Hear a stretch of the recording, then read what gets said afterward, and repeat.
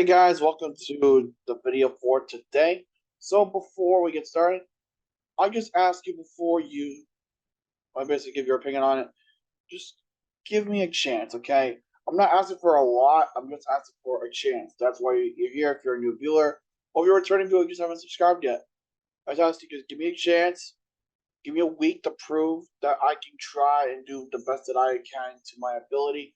Like, comment, subscribe, share, whatever you're gonna do. Let your friends know what's going on here. But anyways, let's get right on to the video. Bonjour, mes amis. Je suis l'énergie canadienne, and well, we all know what has been going on with the NHL. We last Saturday, rather, we talked about the 16 teams that were mercilessly killed off because they were just completely utter huge shit. This time, we're gonna do something a little bit different. We're gonna pull Uno reverse card and talk about the 16 teams that are in the show in the playoffs. So this, ladies and gentlemen, is the Amateur's Guide to the 2023 Stanley Cup Playoffs. Okay, raise your fucking hand if you saw this coming. Seriously, who expected the Boston Bruins, with the core they have, and the culture they have, and everything else, expected this? Who the fuck expected the Boston Bruins to be the best regular season team in NHL history? Breaking the wins total, breaking the wins record, or rather. They breaking the points record. Like, Linus Olmark becoming the second coming of Christ, apparently. What the fuck is going on? Like, seriously, what happened? What happened? What happened was once Bruce Cassidy was out and Jim Montgomery was brought in, all these guys got their shit together. You brought back David Krejci. You bring in Pavel Zacha. You fucking change it the core a little bit. You bring in, like, you don't even do much. You don't even do much. But it was enough. It was enough. Somehow, someway, this team fucking took every moral being and they fucking ran away with it. The President's Trophy winning team, a record 65 wins, a record 135 points. For reference on the points record, that record hadn't been broken in nearly 50 years. Nearly 50 fucking years. I think the actual count was somewhere around 46 years. The wins record, also, it was tied with Detroit and Tampa Bay with 62. Boston got 65. So there you go. On the top of all of a nice little cherry, Linus Olmark got a goal. Yeah. That goal pretty much summarizes how this entire Bruins season went. Completely to plan. While the others, no one saw this coming. Not even me. How the hell do you make what happened happen? Seriously. But whatever happened, whatever changed, whatever clicked in their head, it worked. It damn sure worked.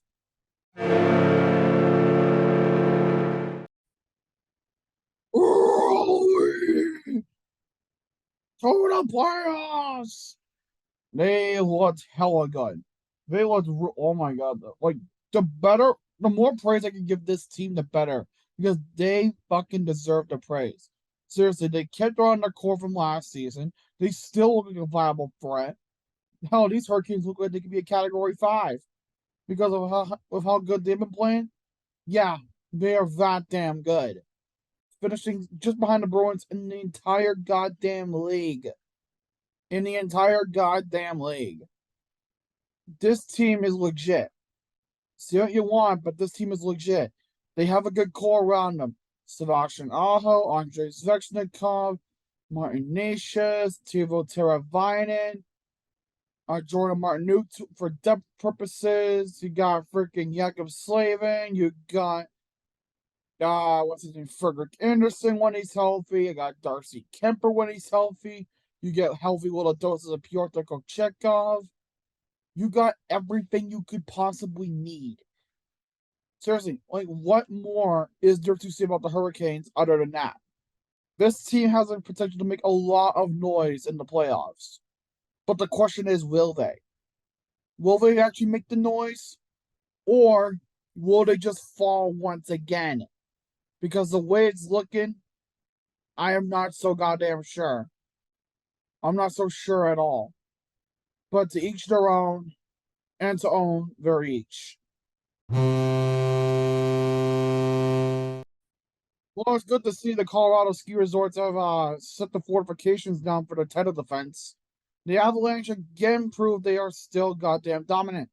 Even when it looked like it was an off year because, Gabriel Landeskog was out for the entire season and is expected to be out for the entire playoff scene. Yeah, there's not really much you can do with that, can you? Personally, I want to say that Colorado is going to do very well in the playoffs. But with how much they're going to be able to get back from injury, specifically Cale Makar, I just wonder if it's going to be enough to really defend. Could they? Yes, they really could. Will they? Is a matter of time. That only time will tell how this Avalanche team does. But I will say, though, I do have a lot of faith in them. I do have a lot of faith in that team. I respect them. I actually kind of like that team. I'm not even going to lie to you. I do like the Colorado Avalanche. I'm not denying that, nor have I ever. All I'm saying is just win, just keep winning, and everything will be fine. And hopefully you get that second consecutive ring. Who knows? Good luck, Avs. You'll need it. Tonight on Dallas.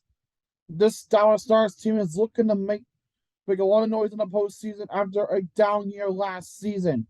And wouldn't you expect it, the Dallas Stars are actually picked up back to form really pretty nicely. And they didn't even need to make much of a splash in free agency either. They really didn't. And yeah, you lose John Klingberg to the Ducks, and now he's elsewhere. But you know what? For all that it's worth, the Stars rebounded nicely. They really did. Because let's look at this team, okay? Let's look at the Dallas Stars. Jake Ottinger has been their prize piece in the net. There is no two ways about it.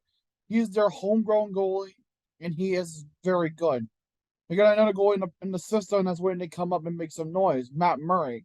Not Toronto's Matt Murray. I mean UMass Amherst Matt Murray. Yes, there's two. I know. It's confusing. But other than that, the course is really seemingly just, kind of grew up a little bit more. Jamie Benn's still doing decent when he's healthy. Tyler Sagan's still doing good. Friggin', what's his name? I was gonna say Denny Gurianov, but he's not even a fucking Dallas Star anymore. So I guess I'll say Danilov has been a pleasant surprise to see. Freaking Jason Robertson, he's been fucking phenomenal. He's been phenomenal. And I like the kid. I think he's got a lot of potential, and I think he's got a lot of upside. This Stars team is going to be fun to watch. But my concerns also lie with their consistency at some points. They nearly had the Central Division, but with the Atlanta Falcons, they blew that lead. Loss. So Dallas, what's your destiny? Is it either to make noise and prove to Colorado that you deserve that division, or you're just gonna prove all the naysayers right and think that you just smoke and mirrors? Well, only time's gonna tell, Dallas. Make your move.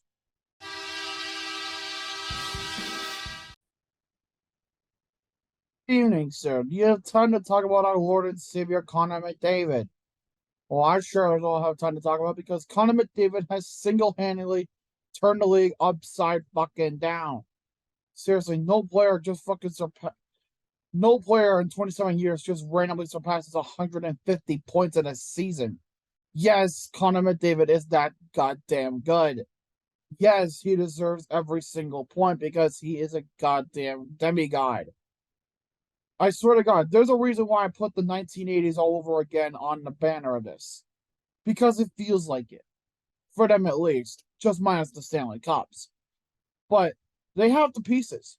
Connor McDavid, Leon Draisaitl, Zach Hyman, Ryan Nugent-Hopkins, Kawhi Yamamoto, Stuart Skinner coming in the Cam Talbot form. You got everything in the mix. You got the pieces there. But now the question is, are you able to finally get over that hurdle? Or are you going to fall flat again? Are you gonna, or is your oil gonna leak so goddamn much that Calgary's Flames ignite them? Ha! But don't worry, you don't have to deal with Flames this year because they're too busy blowing it up over there. Also, speaking of the Flames, hey Brad, you're fired. Fuck off. But doesn't matter. Oilers, it's either now or never. What's the call? Either you do good and you actually get a goddamn cup from McDavid before he wants the fuck out of there, or you get a cup before McDavid starts wanting to get the fuck out of there. Tenfold. The floor is yours, Edmonton. May you shine in the spotlight or may you die in the wind. Your choice. A wise man once said, kitty goes meow. A wise man also said to never trust that kitty sometimes when it comes to consistency. Yes, the Panthers have had issues with consistency. Well, let's start with the offseason. They trade Jonathan Huberdeau, Mackenzie Weegar, prospect in the first round pick, to acquire the services of Matthew Tkachuk. What proved to be it. And actually, for Florida, that trade worked out very, very well. Sure, what's it called? Huberdeau last season got 115 points. Sure, Tkachuk only got 109, but still, that's there. It's either you ever take a chuck at his 109, or you take fucking Huberdeau when he drops off to 55 points. I don't know about you, but that sounds a lot better than what the fuck that was. But seriously, Florida, look it. You guys got a good team around you, okay? You got a good veteran coach in Paul Maurice. I'll give you that. You guys got good forward core. Sasha Barkov, Matthew Tkachuk, to name a few, because there's a lot of goddamn players on that team. Defense, Aaron Ekblad's leading that goddamn play. You can't say anything bad about it because you know it's right. Goaltending, okay, that's where you had me. Goaltending, you really lost it a little bit. Because you're starting Alex Leon? The guy that wasn't good enough to make it up to the Philadelphia Flyers unless it was for injury? Him? I don't know about you, Florida, but I don't know if I would trust Alex Leon. Because have you seen the shit that he's put up? Because I guarantee you put him in net and you're going to fucking lose this entire series. Which is what a lot of people want you to do against Boston. Beat them. I'm one of them. Beat them. But reality will realize that you can't do that. Or you can. Prove us wrong, Florida. The time is ticking, and the kitties are meowing.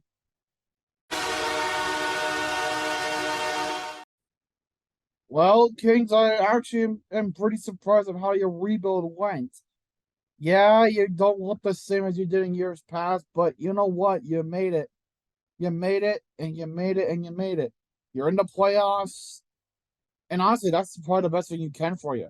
That core is looking really goddamn promising. Quentin Byfield, Alex Turcotte, Anze Kopitar still producing the form, Drew Doughty being there. Oh yeah, you also have Jonathan Quick. Oh wait, that's right. You fucked him over. Okay, cutting off the praise for a minute. How do you fuck over Jonathan Quick? He was your legend. He was your guy. You fucked him. You legitimately fucked him. How? Like, he is a guy that's going to be going into the Hall of Fame no matter what. And to tell me that you traded him, like, really? I don't know. But you know what? Always got another goaltender in what's his fucking name there? Oh yeah, Yunus Korpisalo. And you got Vladislav Gavrikov to help out on the defense. So you know what? Hey, you know what? That's always a good thing. It's always a good thing. But you know what? Good luck, Kings. Either you die at the sword, defending the kingdom, or you die trying. God bless you, boys. Welcome to the land of Kirill Kaprizov, a land where Kirill Kaprizov will literally break your fucking ankles, dangling around you and scoring goals left, right, and goddamn center. He is a player that's coming into his own, and that's helped the Minnesota Wild in ions. Plus, you bring back Marc-Andre Fleury, so that's always a good thing, too. The Minnesota Wild just look complete. Not 100% complete, but they look honestly somewhat complete. They got a good core like Kaprizov, Boldy, Eriksson Ek, Dumba, Fleury. You go like all these players in there got a mix of young and old, experienced and non-experienced. You got a mix there that you can work with. And honestly, that's the best thing you can hope for. A team that fits, the team that fits is a team that does well. But you got Dallas in round one. How do you fare? Either you're gonna fare okay or you're gonna fare not so okay. All I can really tell you, Minnesota, is that you better hope the God Kirill Kaprizov carries your back into the second round. That's all I'm saying on that. That's all I'm saying on that. My oh my, what a surprise. The devil has risen from hell. And the devil's form is taking its place in fucking Newark, New Jersey. At the Rock. Seriously though, the Devils have looked really goddamn good this season. It also helps when you pretty much get Timo Meier for pretty much a cheaper deal than you really thought you were going to get. Like, hell, honestly, like, Timo Meier, he may have been a good addition to your team. Vitek Vanecek coming to form, that may have been a good addition in the offseason. Getting rid of PK Subban, that might have been the best thing that might have ever happened to you. Like, seriously, though, New Jersey has a lot of high hopes coming into these playoffs. Because they look good, they play good, they defend good, they tend to goal good. Everything's going good. And honestly, do you really fault them? Why would you? This Devils team is actually really enjoyable to watch. I watched them on and off all season, but hey, they looked really goddamn good in every game that I've seen. It goes to show that a Devils team can change. Even when they're in that god awful rebuild. They managed to get their shit going. All those futures, Jack Hughes, Luke Hughes, Sharangovich, all of them. No, Sharangovich, what's his name there? McCulladar. I can never say his name. I'm sorry. But like there's a good core there, and I hope the God New Jersey uses it well. And they better use it wisely. Good luck, Devs. May the odds be ever in your favor. Wait, you actually made it. How the hell did you do that? Also, how did you wait until the second last day of the season to make it? Oh yeah, a thing called Bo Horvat happened. I mean, yeah, it may cost you Anthony Belvillier, may it cost you Atsu Ratti and a pick, but you know what? If it works, it works. That's all I'm going to say. If it works, it works. And hey, that's also a good thing if it worked. Bo Horvat has been phenomenal. He's been freaking phenomenal for you guys. And hey, let's just say Matt Barzell, he's been good. I guess I haven't seen much of this Isles team because I don't really know the roster that much, but the Islanders are in a spot now where, yeah, first wild card, not the most ideal spot in the world, but at least you don't have to play Boston. You pass up Florida to do that. At least you got your choice in Carolina. So either you defend the island or the island gets flooded out by the hurricane. Do what you will and will what you do. Yes, I know that doesn't make sense, but I've never been creative to fuck whenever I'm making these videos. Seriously haven't. But the fuck do I know? Fire Lou Amarillo. Oh, hey, Rangers. Good to see ya. Oh, wait, you got Vladimir Tarasenko? Well, that's nice. You actually made to better your core a little bit. Oh my god, is that Patrick Kane in a blue shirt? Woo. Yeah. So the Rangers got busy. They knew they had to get something going, and they did. They had to acquire in order to succeed, and they did. They succeeded perfectly. Look at. I want to be very clear about this. The Rangers are damn good. Last season, yeah, they may have lost in the second round, but you know what? You know what? This season it may have it. Because now they got hot. They got hot at the right time. And for them, it's the best goddamn thing they could have ever asked for. They got two prolific players of the game in Tarasenko and Kane.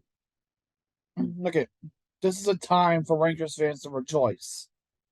So the blue shirts, they can defend Broadway all they want, but they have to make it worthwhile. Because otherwise, what the fuck was it all for? What was it all for? Look at that team is stacked as shit. Artemi Panarin, Mika Zibanejad, Vladimir Tarasenko, Patrick Kane, Philip Yedel, Alan Fox, what's it called? Igor Shostorkin. There's more there. I'm trying to think of the names. I can't fucking think of them. But they are, oh yeah, Chris Kreider. Just to name, Alexei Lafreniere, Capo Caco. That's a team that you really want to watch. Specifically this postseason, I would really keep an eye on them. And it'd be worth it. Worth every single second of it.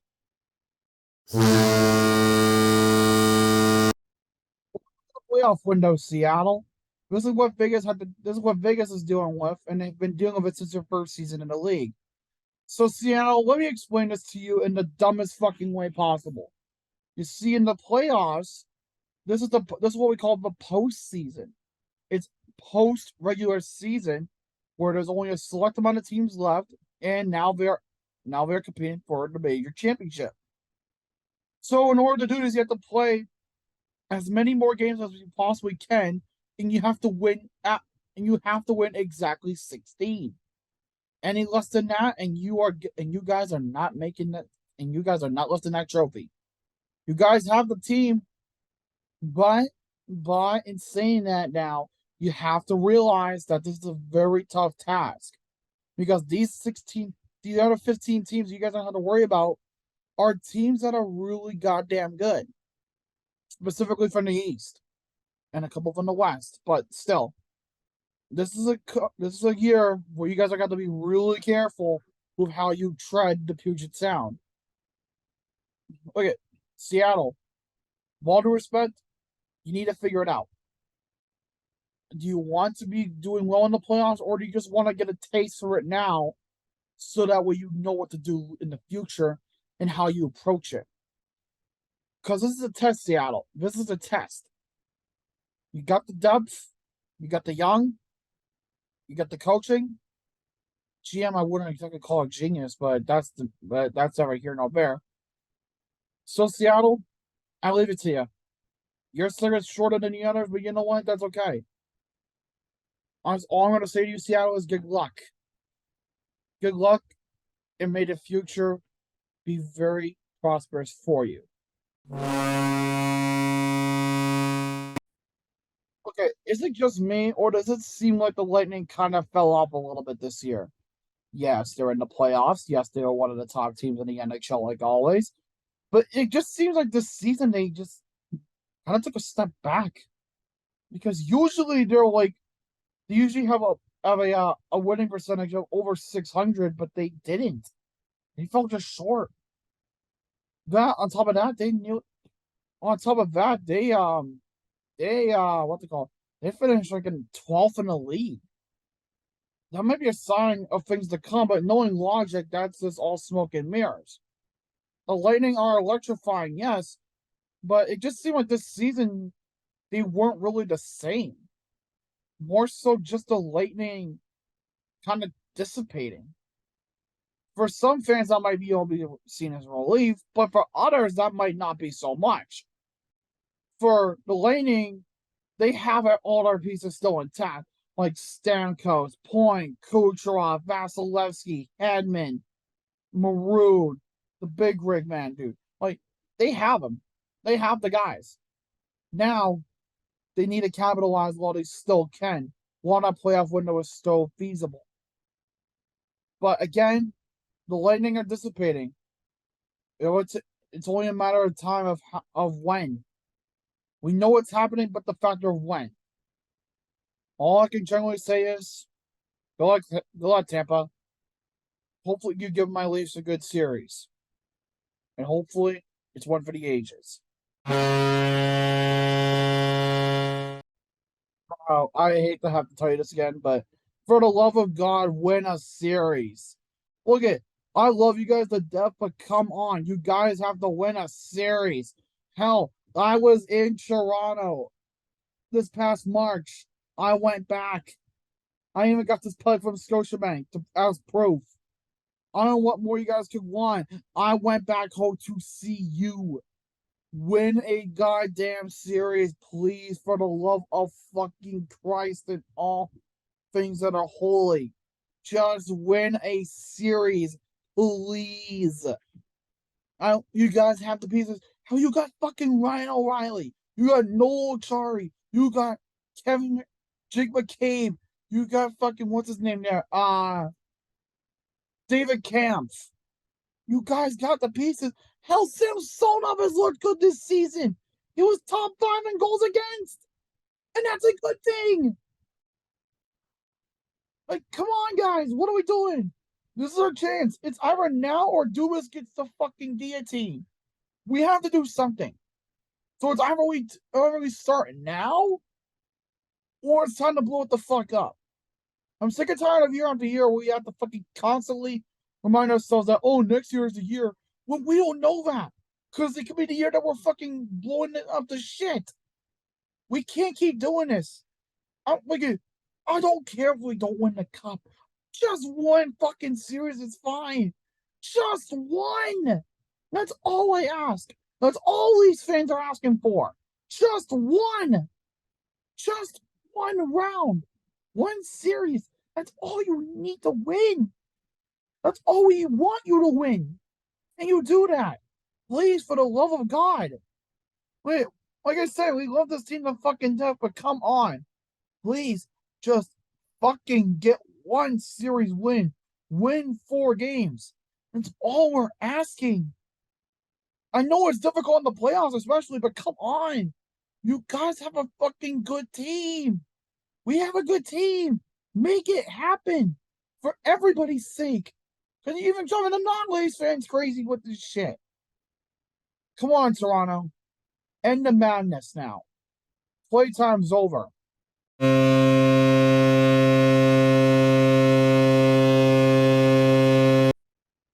Oh, hey, you're back. Welcome back after your 1-year hiatus from the playoffs, Vegas.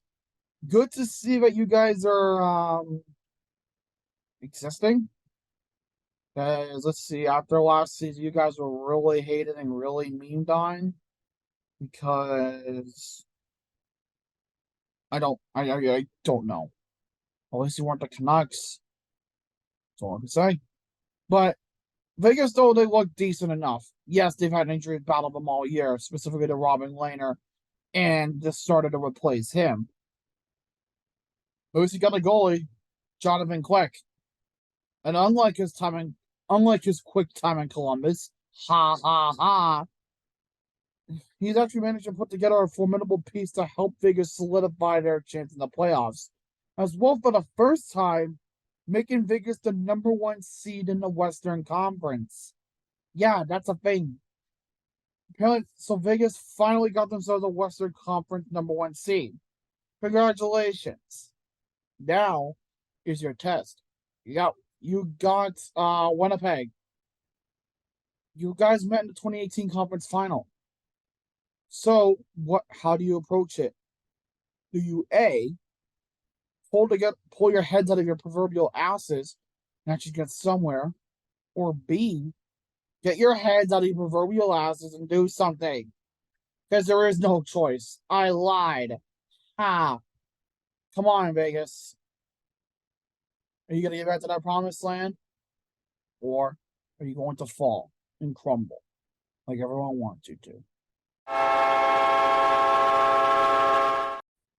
Well done, Winnipeg. You did just enough and you made it back to the playoffs. How cute. But the question is your consistency, like a lot of teams here. So you did enough, but you also didn't do enough, if that's being possibly clear. One of the only bright spots in your team was former Riverhawk goaltender Connor Hellebuck. Yes, he went to my college. But Connor Hellebuck is a good key piece of your team. He's an excellent goaltender. He's been proven to be that goaltender. But you need to do more. Yes, you got guys like Mark Scheifele. Yes, you got guys like Josh Morrissey. Yes, you got guys like Cole Perfetti coming up in the system. Yes, you got more depth on the way. But you know what? It's not enough. It might not be enough. And against a powerhouse like Vegas, as you're the second wildcard seed, well, that's your choice to call. Because either you're stuck in your own shit or you're stuck in your own shit. Jet needs to take off at some point and needs to make its way to Destined Futures. But which Destined Future is suited for you?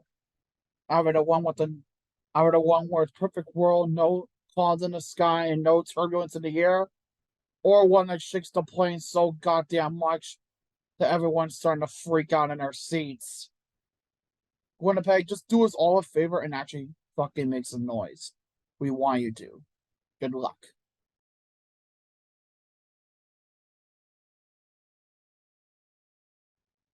So, after we just went through all of that, who do I have making the finals? What is my prediction for the Cup finals? Well, let's put it this way. There's a lot of arguments to be made about every single one of these teams, and every one of these teams deserves it in their own right. But who deserves it more and who wants it more? My Stanley Cup final prediction is quite simple. Boston, Colorado. Why Boston, Colorado? Because Ray Bork reasons. Then I guess I actually want to see them face off in a series because I actually think that would be really entertaining. Well, the playoffs have begun. It's time to drop the puck. Game on. That'll do it. And I hope you guys did enjoy this little two-part Amateurs Guide series. If you did, leave a like. Comment down below if you guys want to see me next. At the top of the description, there's a link to my charity event, the Large Canadian vs. Cancer 2023. And if you haven't done so already, subscribe and join the Large Nation. But until next time, je suis l'énergie canadienne with a shitty camera as always. Bonne nuit et au revoir.